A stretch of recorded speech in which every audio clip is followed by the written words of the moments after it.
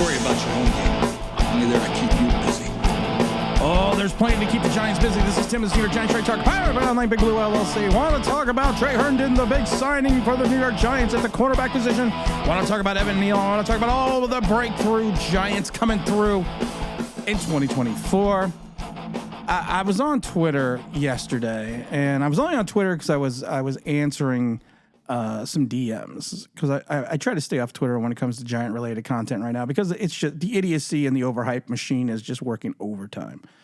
So the Giants picked up a veteran cornerback in Tre Herndon, former Jacksonville Jaguar. So we got another 5'11" cornerback. But that's fine, because we need some depth at that position. You know, you never know, he might slide into a little bit of a safety slot as well. But you would watch some of the things in the explosion on Twitter about Tre coming in here, and you would think we got this guy that didn't play in 83 games and only start 34. You figured we got this guy that was going to be this. I see all these pictures, all these videos, and all these memes and everything about him with those big interceptions. His last interception was in 2019. He fell out of favor with. He didn't fall out of favor with Jacksonville Jaguars. They just had better talent. So in the last 3 years, he has started a total of 8 games. Okay. I'm going to say that again. In 3 years, he started a total of 8 games. And he hasn't had an interception since 2019. So you can be humped. You could be humped. You could be, hold on. That's what she said. You could be pumped that he's here. You could be excited that he's going to compete. He's basically another slot guy. But you can be excited that he's going to compete for one of these positions over with the Giants defensive secondary, which is still in a world of trouble. You could talk about all the money we're saving because of the Darren Waller moving on from him. But we don't want to talk about the rule of 51. We don't want to talk about what happens with camp breaks. We don't want to talk about the fact that we could potentially be with Joe Shane's operational cap space, even with the Waller money, even with the Dexter Lawrence money, still about negative $30 million. But no, we're going to talk about a guy whose last interception was 2019 and how he's going to come in here and help solidify the defensive backfield for the New York Football Giants. Oh my gosh. This is why, like I said, this is why I just stay away. I just stay away from the Twitter now. Poor Evan Neal. Evan Neal, man. Evan Neal is just, it's one of these things that Giant fans either love you or hate you. And if there's that certain segment of Giant fans that love you, you're fine for at least 5-6 years of being incompetent. And I'm not just talking about Daniel Jones. You have a certain segment of Giant fans that are just in love with Wan'Dale Robinson. And now he's going to be having this big explosive year in year 3. But poor Evan Neal, man. He is going into his 3rd year as well. He's coming off the fractured ankle. He's coming off of surgery. He's coming off the Giants going out and getting minimal talent in free agency and having people think that these are going to be the missing links for the offensive line. He missed 10 games last season. You know, he wasn't practicing at the mandatory minicamp. He was there. He just rode the stationary bike. You're going to see him at training camp, Brian Dable says. But, he's still one of these polarizing figures. Like Daniel Jones is a polarizing figure in the fact that it's basically creating a civil war within the Giant community. Evan Neal, people just hate him because of the fact that he was blatantly honest. And, Kayvon Thibodeau was blatantly honest twice last season, actually 3 times, when he basically came out after like 3-4 games beginning of the season to complain about the fan base, and fans loved him because he participated and played well. And then all of a sudden he jumped off the planet again, and Kayvon went after the fans again. And then Kayvon turned around and went after Daniel Jones' contract and reference to signing Saquon Barkley. But everyone loves Kayvon Thibodeau because his perception is he is going to be a vital cog. Poor Evan Neal. His rookie season, he started 13 games. He started 2 games at playoffs at the right tackle position. He missed 4 games in the middle of the season because of an injured shoulder. He had a bad ankle last year. Yes, we've known since college he was going to have issues with the speed rushers, but you knew that when you drafted him and decided to move him to right tackle. He's had now three? Is this going to be his third offensive line coach? Because all the offensive line coaches are going to fix all these problems. I've said it before, and I just love it. Maybe it's not the tutor. Maybe it's the people that are taking the tutelage. Because everyone's like, well, the Giants are going to finally learn how to pick up a stunt.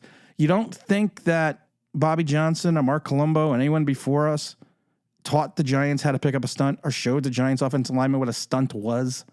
You don't think that they were doing that in camp or during the season?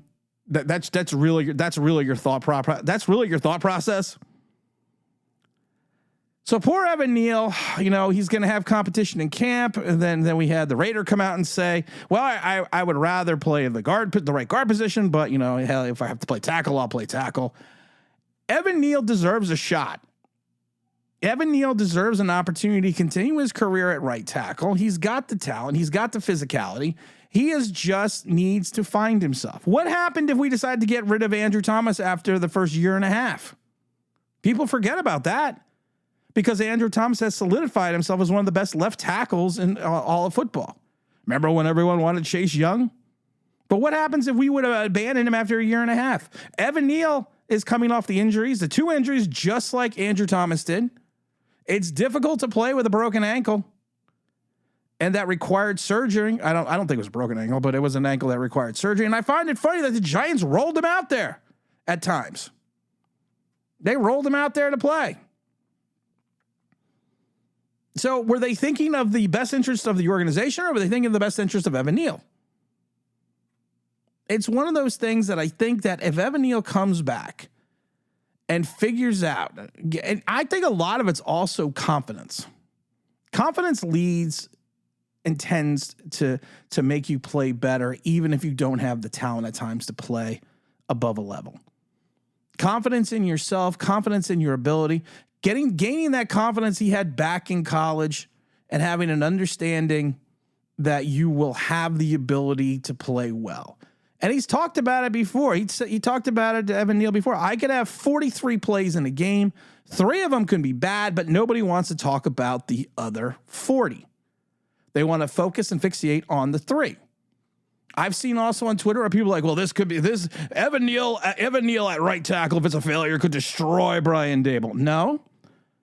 Having reliance on Daniel Jones, getting rid of Saquon Barkley, not fixing the defensive secondary, not finding a running mate for Deonte Banks, not getting some more quality linebackers outside of Bobby Okereke.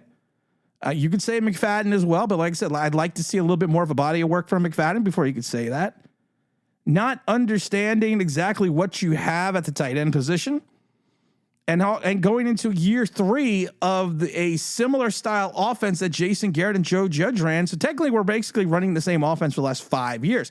Those are all the things that will lead to the demise of Brian Daboll. That in his own personality, and that in his own, unless he has learned how to control his temper and control himself on the sidelines, those things are going to lead to the demise of Brian Daboll, not just Evan Neal.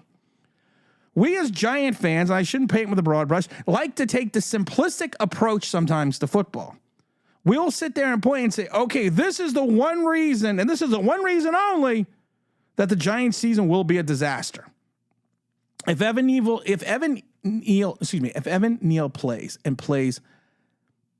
let's just say he plays above average, but he still gives up a couple sacks. It still goes here and there. But let's say he plays above average and the Giants start off like 1-4. The blame is going to be Evan Neal. Last year, I thought, and to the example of the fact that Giant fans, a certain segment of Giant fans are more interested in something that is humorous, are more interested in liking somebody, is the fact that you got to take a look at Justin Pugh. Justin Pugh, off the couch. That statement put him in the folklore of Giant history, but the problem is his play put the Giants in very vicarious situations and in very bad situations, as he gave up something like 10 plus sacks or 10 sacks. Was one of the worst right tackles and right guards that we had seen play all last year. But his ability to speak eloquently and sit there and placate to a certain segment of the fan base by sitting there going, Evan Neal, Justin Pugh, off the couch. That made him a folk legend to Giant fans. Not his play, which was god-awful, but that made him endear himself to Giant fans. So you got to give Evan Neal another shot. You got to give him year 3. You can't just sit there and throw the Evan Neal experiment away and say, we're going to throw the baby out with the bathwater because of the fact that we as Giant fans don't think he is going to work out well. Evidently, the Giants still have faith in Evan Neal. Maybe Evan Neal can turn around and find that something. Find that ability. I don't think he's Eric Flowers. I don't think he's going down that route, but I do think he can be a quality offensive lineman, but I do think he needs to regain his confidence, work on his technique a little bit, maybe come out of his stance a little faster and not as high, and not get pushed back. Because I think that's a lot of his problems. If you watch him when he comes out of his stance, he comes up a little high. And also that allows the defensive end, the defensive tackle to push you back into the backfield itself. But maybe he can work on certain things such as that. But at 6'7", 340 pounds, he has the body, he has the physicality, he has the body of work in college, he has the correct attitude. But we as Giant fans just want to shit on him because we don't like him, like a certain segment of Giant fans love Daniel Jones. Oh, I might do a live stream on Sunday. I haven't decided yet. And as always, don't forget to like. Don't forget to subscribe. Don't forget to ring that bell because you want to know why. That'd be awesome.